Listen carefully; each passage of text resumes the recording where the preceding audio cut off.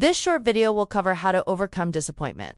Let's face it, somewhere along the line, no matter how hard you try, you will either fail or someone will let you down. It can be a frustrating situation, but you can overcome the feelings of disappointment with a few simple steps. First, remember why you started. When things don't turn out the way that you would like them to, remember that it is only a minor setback on your journey. There is a bigger purpose, and this hurdle is just temporary.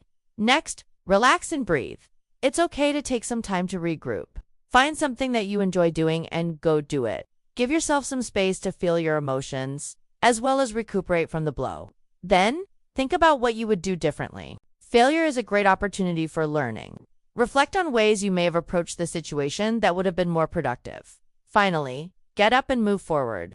Once you've taken the time necessary to recover and reflect, you're ready to get back on the road again. Progress is made one step at a time. Don't stay stuck. Hopefully these tips help you on your path to overcoming disappointment and embracing the success that awaits.